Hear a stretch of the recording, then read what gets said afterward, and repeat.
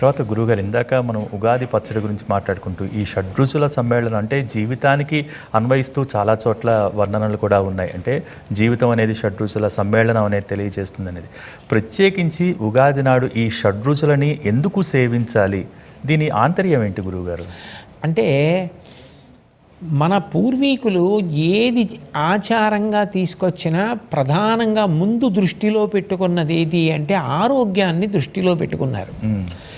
మీరు ఏదైనా ఒక పని చెయ్యాలన్నా, అసలు ధర్మాచరణం చెయ్యాలన్నా ఈ శరీరము మీకు సహకరించాలి. శరీరం సహకరించకపోతే రెండు ప్రమాదాలు. ఒకటి, తన పని తాను చేయలేడు. రెండు, ఆయన ఆరోగ్యంగా లేకపోతే ఇంట్లో వాళ్ళకి ఆందోళనగా ఉంటుంది. నిష్కారణంగా ధనం ఎక్కువ వ్యయమైపోతుంది. ఆరోగ్యం చాలా చాలా ప్రధానం. ఏ కాలమునందు ఏ రకమైన రోగములు పొటమరించే అవకాశం ఉంటుందో అటువంటి రోగములను నివారించడానికి వీలైన వాటిని ప్రకృతిలో అప్పుడు వచ్చే వాటిని పసిగట్టి వాడేటట్టుగా చేసి రోగనిరోధక శక్తిని పెంచడం సనాతన ధర్మంలో అంతర్లీనమైనటువంటి ప్రక్రియ. మీరు చూడండి, కార్తీక మాసం వస్తే కోటి దీపోత్సవాలు అవి చేయిస్తుంటారు. ఆ దీపం మీద గ్రీస్ దేశంలో ఇక్కడ పెట్టే దీపాల మీద పరిశోధనలు చేశారు. ఎందుకని అంటే దీపాలు వెలిగిస్తే క్రిమికీటకాదులు ఆకర్షింపబడి చనిపోతాయి. ఎన్ని కీటకాలు మరణిస్తే అన్ని వ్యాధులు తగ్గిపోతాయి. అప్పుడు పంటలు కోతలు కోస్తారు, ఆ క్రిములన్నీ వచ్చేస్తాయి. అందుకని దీపాలు పెట్టి వాటిని నివారిస్తారు. వర్ష ఋతువు వచ్చినప్పుడు నీరంతా కలుషితం అయిపోతుంది. వినాయకుడికి పత్రితో పూజ చేయించి ఆ నీళ్లలో కలిపిస్తారు, అప్పుడు నీరు శుద్ధవుతుంది. అలాగే ఈ చైత్రమాసం వచ్చినప్పుడు దేవీ భాగవతంలో ఒక మాట చెప్తారు, ద్వావృతు యమదం స్ట్రాఖ్యే నూనం సర్వజనీషు వైహి అని. యమధర్మరాజు గారి యొక్క ఒక కోర ఆశ్వీజ మాసంలో ప్రథమ తిథి నాడు బయటికి వస్తుంది. రెండవ కోర ఈ చైత్రమాసంలో పాడ్యమి నాడు బయటికి వస్తుంది. అంటే జనక్షయమయ్యే అవకాశం ఉంటుంది. అంటువ్యాధులు చాలా ఎక్కువగా ఉంటాయి. అటువంటి వ్యాధుల బారిన పడకుండా ఉండాలి అంటే, రోగనిరోధక శక్తి పెరగాలి అంటే ప్రకృతి స్వరూపంలో పరదేవతయే దాన్ని ఆ సమయంలో అనుగ్రహిస్తుంది. చూడండి, కార్తీక మాసంలో పెద్ద ఉసిరికాయ ఎక్కువ వస్తుంది. ఉసిరికాయ తప్పకుండా తింటారు. అట్లాగే ఈ చైత్రమాసం వచ్చేటప్పటికి వేప చెట్టు పువ్వు పూస్తుంది. వేప పువ్వు చాలా గొప్ప ఉపకారం చేస్తుంది. ఎందుకనంటే ఈ సమయంలో పిల్లలకి అంటువ్యాధులు చాలా ఎక్కువగా వస్తాయి. ఈ చైత్రమాసంలో కంటి కలకలని, చర్మ సంబంధమైన వ్యాధులు ఇవన్నీ చాలా ఎక్కువ. వాటికి నివారణ కొరకు వేప పువ్వు తినిపిస్తారు. అట్లాగే బెల్లం ముక్క, దానికి నిలవ దోషం లేదు. అది నిలవ ఉన్న పదార్థాలతో కూడినదైనా బెల్లం ముక్క వేస్తే నైవేద్యం పెట్టదు. అది కూడా ఔషధి. అందుకే జీలకర్ర బెల్లం కలిపి గదు నూరి తల మీద పెట్టిస్తారు. అందుకని వేప పువ్వు, బెల్లం, అరటిపండు, నెయ్యి, ఆవు నెయ్యి ఎప్పుడూ కూడా ఆయుర్వృద్ధికి కారణమవుతుంది. ఏ ఏ పదార్థములను కలిపి తినాలి అన్నది కూడా ఋషులు చెప్పారు.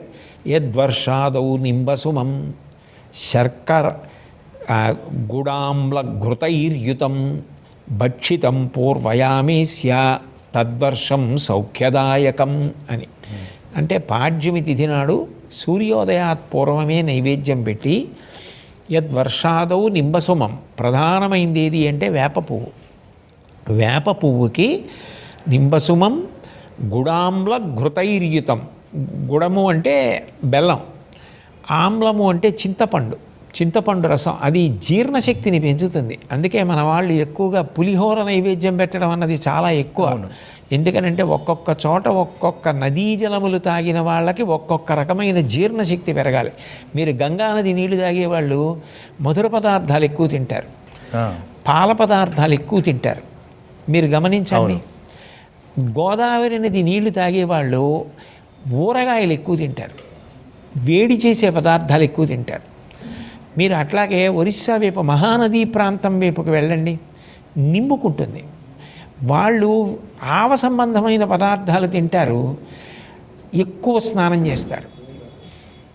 అట్లాగే మన వైపు ఈ వేప పువ్వు, ఈ చింతపండు అన్నది జీర్ణశక్తిని పెంచుతుంది అని.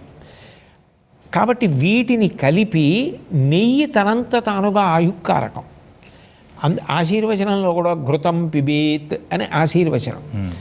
వీటిని కలిపి ఏది కూడా ఈశ్వర కృప కలవకపోతే భౌతిక పదార్థంగా మన ఉపాసనలో అంతే కదా, దాన్ని అంగీకరించరు. ఇది ఇచ్చినవాడు ఈశ్వరుడు, లోపలికి వెళ్ళిన తర్వాత ఓషధిగా పనిచేయించేవాడు ఈశ్వరుడు, ఆరోగ్యాన్ని ఇచ్చేవాడు ఈశ్వరుడు. అందుకని ఆయనకి నైవేద్యం పెడితే ప్రసాదం అయింది. నైవేద్యం పెట్టకపోతే అమాంతం ఎత్తి నోట్లో పోసుకుంటాడు. నైవేద్యం పెడితే కళ్ళకద్దుకుని నోట్లో వేసుకుంటాడు. అంటే ఈశ్వర కృప దీని ద్వారా నా యందు ప్రసరించి నాకు ఏ అనారోగ్యం లేకుండా శరీరం నిలబడాలి. తద్భంగకరమైనటువంటి సూక్ష్మాంగజీవులు లోపలికి ప్రవేశించకుండా వాటిని నిరోధించడానికి ఇవి తినిపిస్తారు మీకు. అందుకే చాంద్రమానంలో ఒక్కొక్క నెలలో ఒక్కొక్కటి తినిపించడం, గ్రామదేవతలకి నైవేద్యాలు పెట్టిస్తూ ఉండడం. ఈ నెలలో పొన్నగంటి కూర తినండి అని ఆషాఢమాసంలో పొన్నగంటి కూర, మునగాకు పప్పు, ఏ నెలలో ఏవి తింటే ఆరోగ్యం నిలబడుతుందో దాన్ని ఆచారము చేస్తారు. ఆచారము అంటే ఆచరింపబడినది. అది పుస్తకంలో ఉంటే ఆరోగ్యం ఎలా అవుతుంది? మనం దాన్ని తింటే ఆరోగ్యం అవుతుంది. అందుకని ఛాందసంతో చేసింది కాదు, అది ఆరోగ్యాన్ని ప్రదానం చేసి ఈ పచ్చడిని ప్రసాదంగా తీసుకొచ్చారు. అది కారణం. ఆ పైన మీరన్నట్టు జీవితం అన్న తర్వాత ఎప్పుడూ సుఖంగానే ఉంటుంది అని చెప్పడం సాధ్యం కాదు. సుఖంగా ఉండాలని మనం అనుకుంటాం, కానీ ఒక రోజున మోకాలు నొప్పెట్టచ్చు, ఓ రోజు జ్వరం రావచ్చు. అంత మాత్రం చేత నువ్వు ఆగిపోకూడదు, దాన్ని అధిగమించి ముందుకు వెళ్ళిపోవాలి. అలా అధిగమించి ముందుకు వెళ్ళిపోకపోతే ఇంకా నీకు ఇష్టం లేనిది ఏదో జరిగిందని ఆగిపోతే జీవితానికి అర్థం లేదు. ఎప్పుడైనా ఏదైనా అనుకోని విషయం తటస్థించినా దాన్ని దాటి ముందుకి ఉత్సాహంగా వెళ్ళిపోవాలి. చేతిలో బంతి కింద పడితే పైకి ఎలా లేస్తుందో అలా లేవాలి తప్ప మట్టి ముద్ద పడిపోతే అంటుకుపోయినట్టు అంటుకుపోకూడదు. అది చెప్పడానికి ఈ షడ్రుచుల్ని కలుపుతారు. అన్నిటినీ ఆదరించి అధిగమించడం నేర్చుకో జీవితంలో అని చెప్పడానికి.